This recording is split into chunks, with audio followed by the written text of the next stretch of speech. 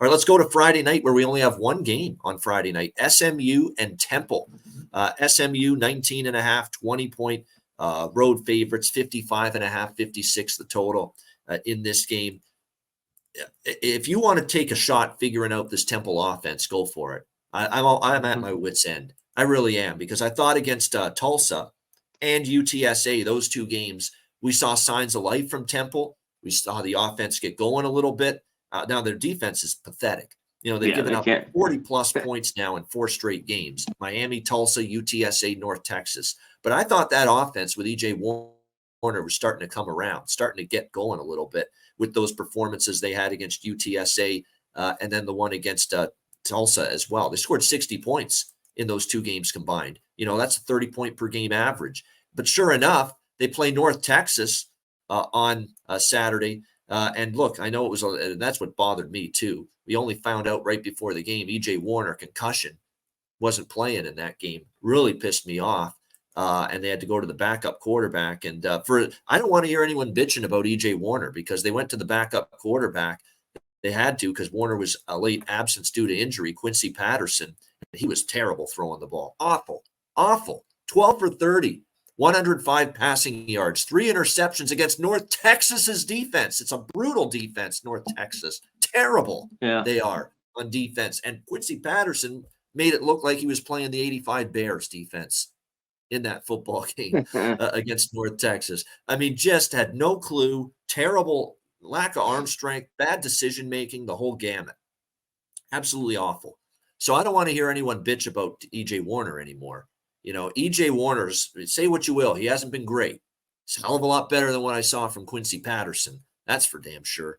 On Saturday against one of the worst defenses in college football. And here's Temple scoring 14 points against that defense. Can you tell I'm pissed off? Yeah, I had the over in that game. That's why. And it fell short by just barely, because they did absolutely nothing on offense in that game, Temple. So that was very frustrating.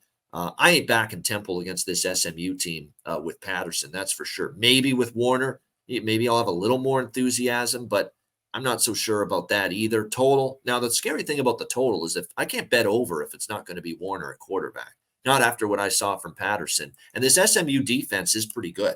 They held East Carolina to 10, Charlotte to 16. Oklahoma kind of struggled to 28 points against this SMU defense. So this Mustangs defense is pretty good. And Preston Stone has been underwhelming. He hasn't been bad. It's been okay. He's been good. He hasn't been great, considering what I thought Preston Stone would be this season. So maybe an under, especially if Warner doesn't play, but not a game I don't think I'll be betting. What do you think, Connor? If Warner doesn't play, I don't know what they're going to do, because that's basically the strength of SMU's defense so far, has been the pass. And you mentioned, for a team like North Texas, who's a defense that's just like Temple's, and it seems like 125, 120, every category, you go through everything. I don't know what they're going to do. Yeah, 105 and 3 picks. So I think if he's out, you lay the points. If he's in, you think about it. But Temple's still going to give up 40. I think you look too. We're here Monday. We just talk about team total. Look at SMU team total. I just think they get there, and then once they do, they cruise to this victory. So I look at that number. All right, good stuff. Yeah, this is definitely one of those games. You want to absolutely be mindful of the quarterback situation here for Temple going into this game before you move